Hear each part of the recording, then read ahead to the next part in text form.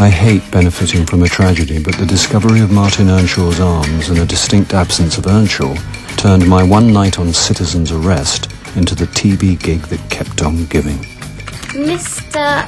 Paris.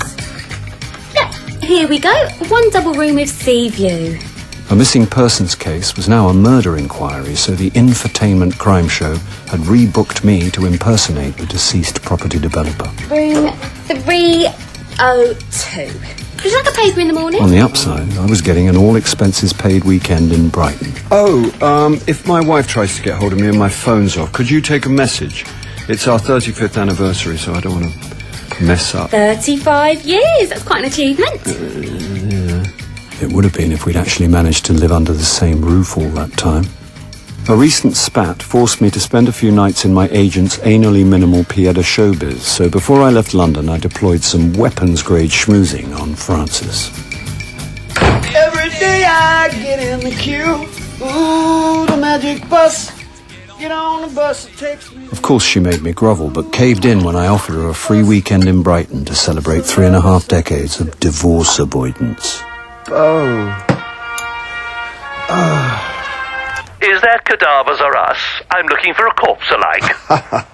Hang on a minute, I think I've just split my sides. Is there a BAFTA category for best impersonator of a dismembered businessman? You're very chipper today. Oh, that's what happens when I wake up and you're not in my flat.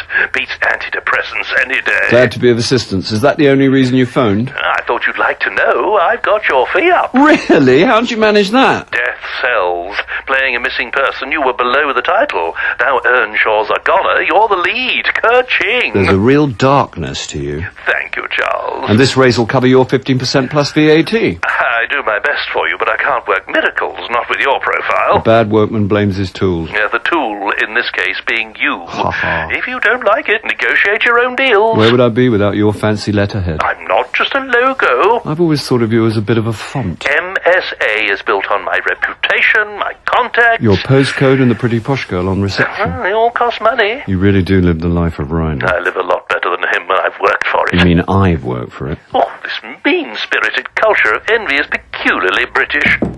There's someone at the door. Just as well, before one of us says something we'll regret. Je ne regrette sod all. Oh, sorry if I interrupted. Just a cosy chat with a bloodletting parasite. Angie was the harassed production assistant on Citizen's Arrest. She must have done something truly wicked in a previous life to find herself working for Rob Garston, the show's pit bull presenter. Cool. You could stage the Olympics in here. Well, it's not that big. Suppose we've got to look after the star of the show. Surely Rob's the only star of this show. Don't let Samantha Noakes hear you say that. But for now, you're at the centre of our big story, and Rob's got high hopes for this as a runner. I wonder how Chloe feels about turning her husband's death into a soap. She just wants justice. Call me a cynic, but so far the aggrieved widow hadn't exactly struck me as publicity averse. We've set up production office on the first floor. When you've settled in, can you pop down? After years touring, settling in took all of 3 minutes. Pants in one drawer, T-shirts in another, second best jeans in the heated trouser press. Well, Frances was coming. I had to make an effort. Do I have to do everything around here? It was a simple enough request, but you seem incapable of carrying out... Hi again. Oh, that was quick. Angie! Oh, God. Coming! Take a seat, Charles. Yep. An email was open on Angie's laptop. It was from Ed Faraday, an ex-cop with bleached teeth and a tan unknown in the natural world. Garston had hired Ed to give the police a run for their money and to raise the jeopardy of the show. The email was short as a tweet. The thrust was that Ed was undercover, following promising leads, and that DI Samantha Noakes would have to raise a game if she was going to beat him. Charles, you can go in now if you, are you reading my emails? No, I was just looking up restaurants in Brighton. Well, do you mind asking next time you want to use my laptop? Sorry. Rob's waiting. Yep. Angie! Give me a double espresso. And whatever Charles wants. The same, please. What about your blood pressure? Let's save the lecture and get the coffee. Right. Had a double bypass last year and I've never felt better. More energy than I've had in years. And the sex life. That's great. Oh, unbelievable. I look forward to my first coronary. So, this is where we make you work for your extra money. That's why I'm here. The audience feedback was very positive after the last show. You mean leads for the police? No, that too, but the viewers responded well to you. Well, I hardly did a thing. Whatever you did or didn't do, they loved it. And that was when you're just a missing person. Now you're dead. I'm expecting the figures to go through the roof. Well, if I'm dead, what do you want me to do? Don't worry. We're not going to lop your arms off. Actually, we are. No, we're not. Yeah. Seriously, we're going to reconstruct Earnshaw leaving home that final morning. So you've cast a Chloe lookalike? No need. She's playing herself. Is that usual? No, that's why it's genius. What a coup. The widow of the murder victim. It's TV dynamite. What's Isn't it a bit queeze-making? You talk like you're in a PG Woodhouse. I just feel uneasy blurring the line between fact and fiction. Oh, duh, that's what citizen's arrest is. It's one thing playing a dead man, but I'm a bit uncomfortable doing it opposite his actual wife. Well, get used to it, because if the murderer keeps filleting Earnshaw, this case is going to be a runner. Especially if they find the legs. Bit tasteless, Charles. Sorry. You've overstepped the mark. Overstepped! You get it? Yeah.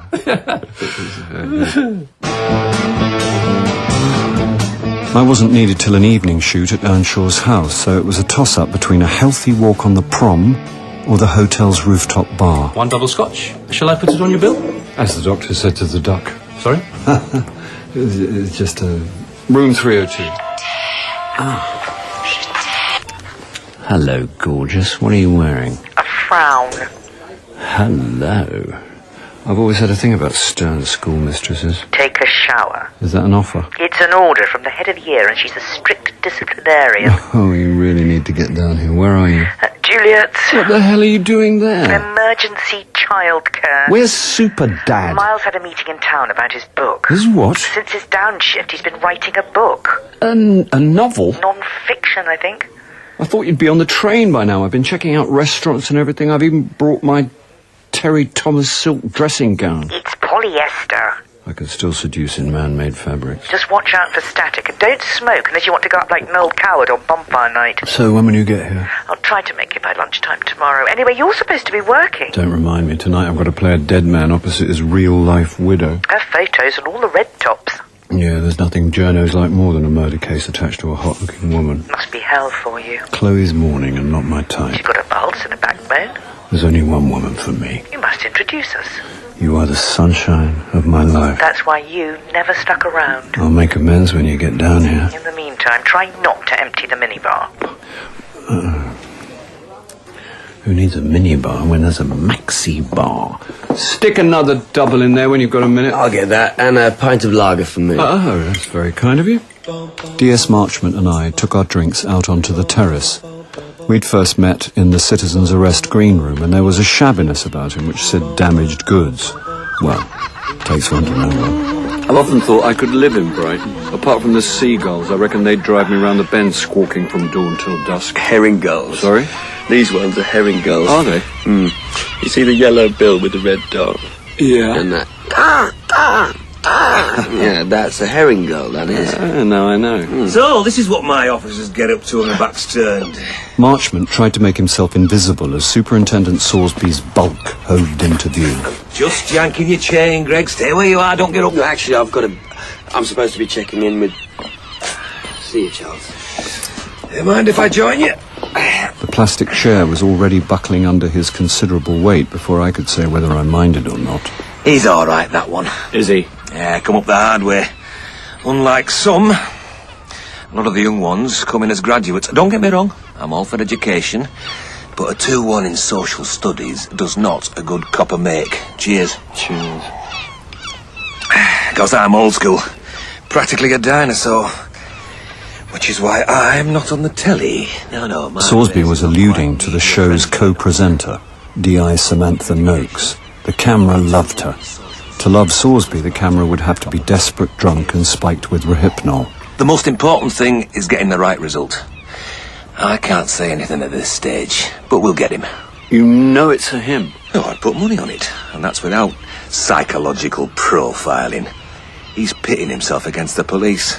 Odds on, there'll be another discovery any day now. More body parts. What we've got here is an exhibitionist, loving the publicity, and determined to eke it out as long as possible. Funnily enough, that's what Garston's hoping. Well, of course, they're both showmen.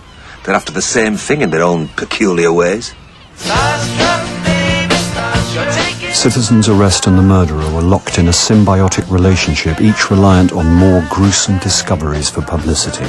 And I was in the middle, playing a dead man opposite his actual wife. Oh, hello. I was hoping we wouldn't meet again. Yeah. Sorry, that came out wrong. No, I know what you mean. Listen, this will sound pretty inept, but I'm really sorry about... Thanks, Charles.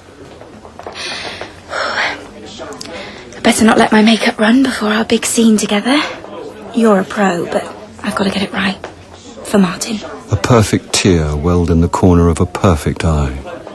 Almost too perfect.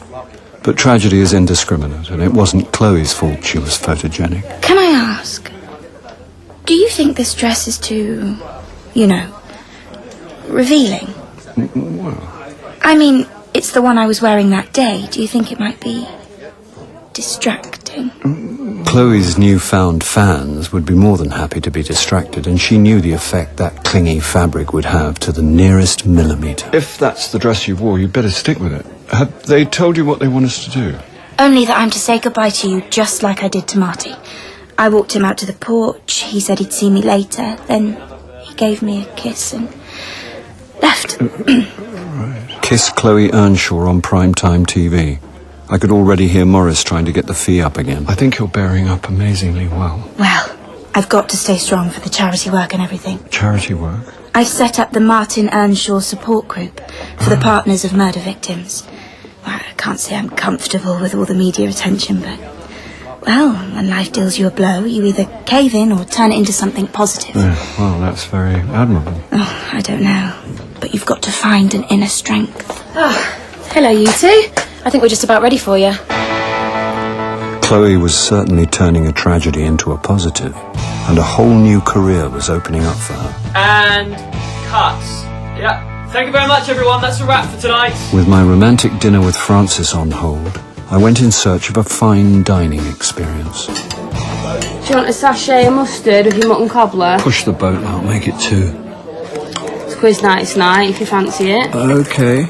I didn't, and was just tucking in when Greg Marchmont appeared at my side. Hello again. Do you mind if I, No. Take a bonquette. Thanks. Not with your boss tonight.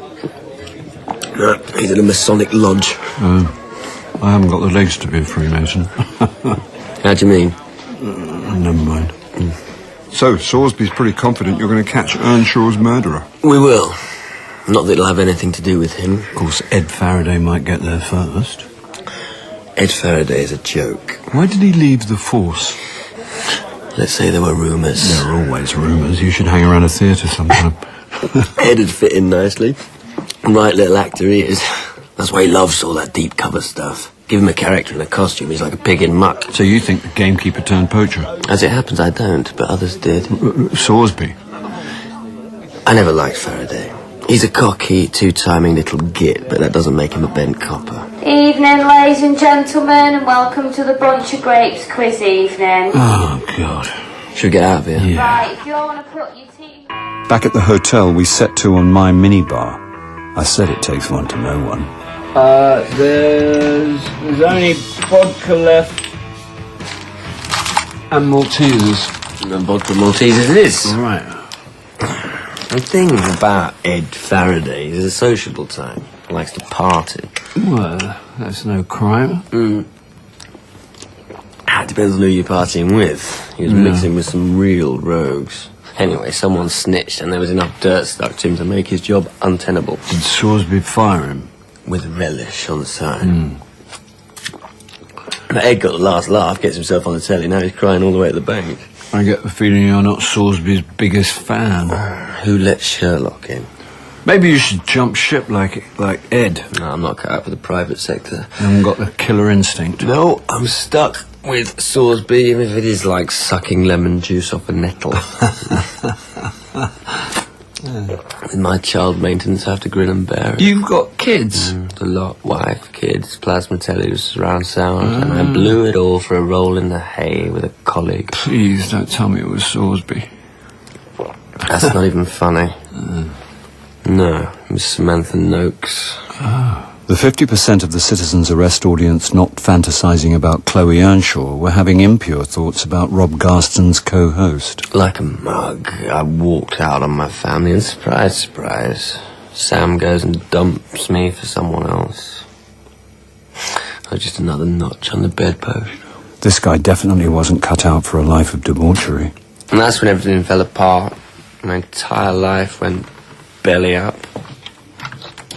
Overnight, I'm living in a one-bed flat, drinking too much, eating crap food. So far, it was all sounding horribly familiar. And then it started affecting my work. I got sloppy and negligent till I got formal discipline. I'm damn lucky they didn't boot me out. And now I'm hemorrhaging money, and Salisbury's really got me right where he wants me. But I tell you, one way or another, I'll make it up to her. Noakes. Oh, my wife. Ah. Any more vodka? The mini bar's bare. Bloody Ed. Bloody Faraday. What's he got to do with him? He's the one Sam dumped me for. Oh. Come on, let's go back to mine. I've got some whiskey there. Right.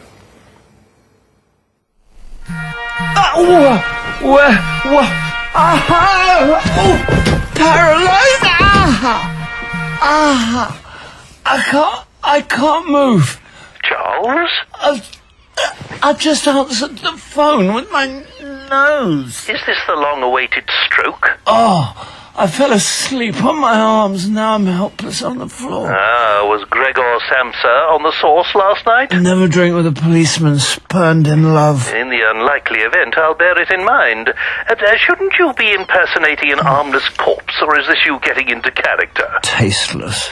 From a man wearing last night's pants and vest? Have you got some new voyeuristic app on your phone? I don't need Skype to picture the scene. I had you dozing in my spare room. Aha! Pins and needles. Can we talk? Only I've had an availability check. For me? That's what I said. What? Well, maybe your profile's on the up. It's just an in principle at the moment. In principle's good. When is it? In a few weeks. It's a Radio 4 Book of the Week. Great. So I'll say yes. Of course. You don't want me to find out what it is first? Well, I assume it's not 120 days of Sodom. Not before woman's hour. Then say yes. Jolly good. Another satisfied customer. Yeah, don't let it go to your head. Why don't you go and line your stomach with a nice, hot, greasy breakfast? Oh, God. But my constitution's tougher than Morris could ever know, and the catering truck's bacon butty set me up for another scene with Chloe Earnshaw. This time, we were leaving an upmarket restaurant a few days before her husband's disappearance. And cuts. Thanks all. That's a wrap. Bloody hell, this is a bear pit. I've got to get out of here. Keep back, please. This way, Mrs. Earnshaw, into the car. But what about me? But Chloe was spirited away and the crowd dispersed. Profile. I should have known better than to believe Morris. However, I did have just enough local cachet to get the hotel receptionist to book me a table at a restaurant rated by Giles Corran. 35 years. The past 24 hours have seemed like 35 years. Are you going to be using lines like that all night? Lines are what I'm good at. Oh, I know. I've had 35 years of great lines. It's the bits in between that have been difficult. I'm sorry.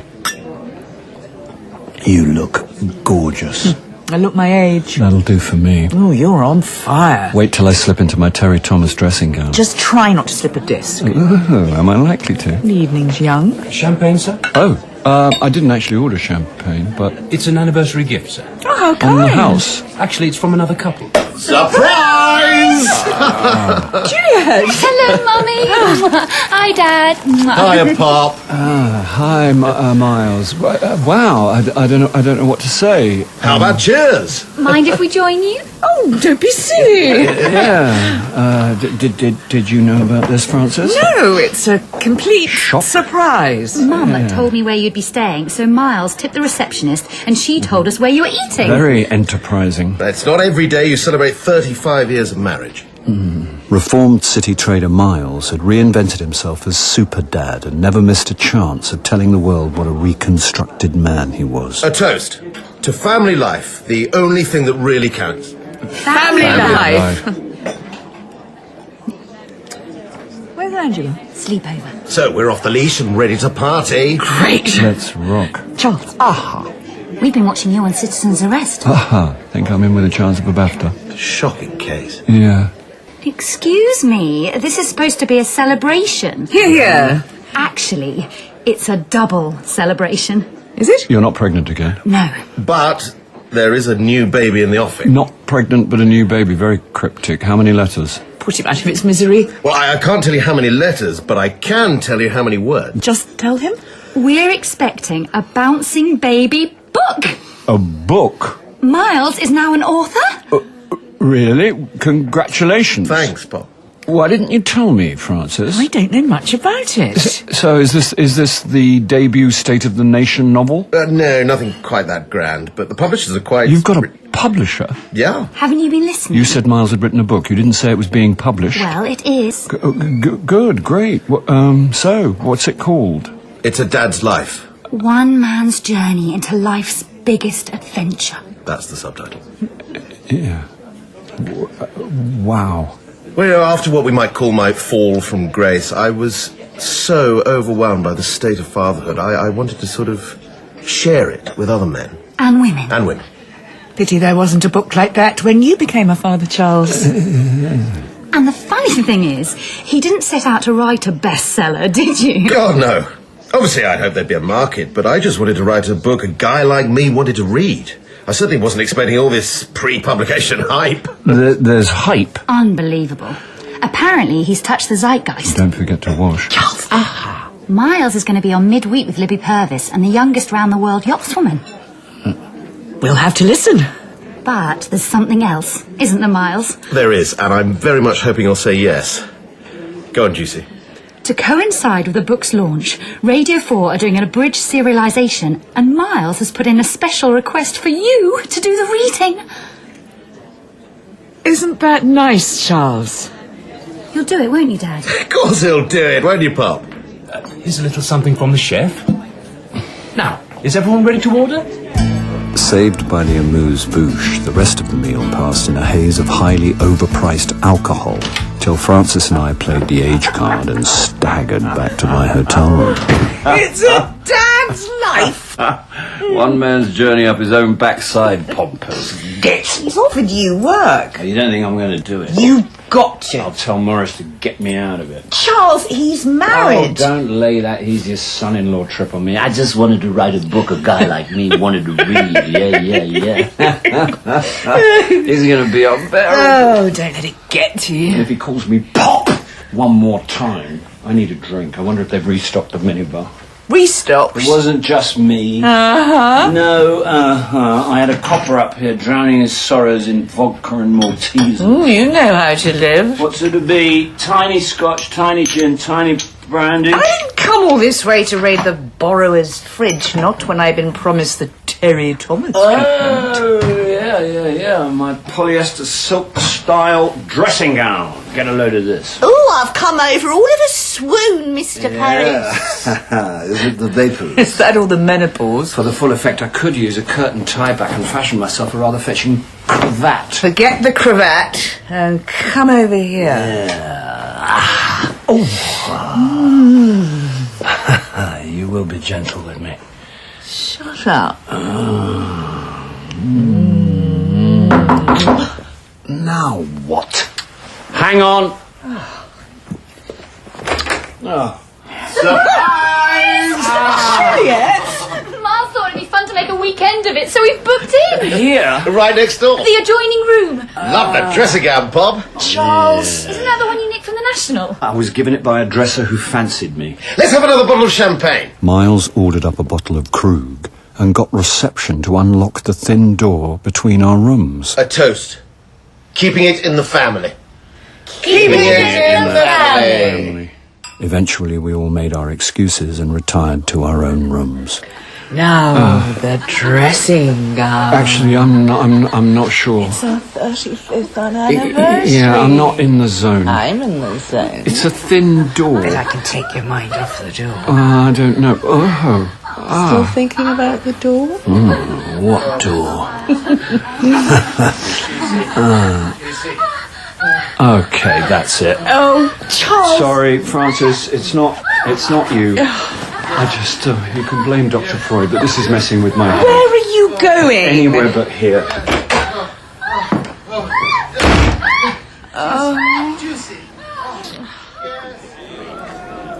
Clubbers were spilling out onto the pavement, and for some, the late night air was heavy with youthful promise. As I stopped to light up, a familiar figure stumbled out of a pub. Greg Marchmont didn't see me as he pulled his collar up and swung into a back alley. He had the look of a man who didn't want to be seen, so, instinctively, I followed. I must have looked pretty shifty myself, but there was something curious about the way he skulked along. He stopped and I dropped back into a doorway. Staring at a lit window above a junk shop, Greg scribbled a note, then the light went out and he hurried away. I hung back till a street door opened. A shabby character stepped out of the gloom carrying a heavy suitcase. Okay, I was drunk, but something about this tramp-like figure fired my imagination. He seemed to be limping, but was still surprisingly sprightly, and I was just wondering if he knew I was following when... Excuse me, sir. Yes, Constable? Would you mind telling me where you're going? I'm just getting some air. Well, I've been watching you, and if you don't mind me saying, you didn't look like you... I know you.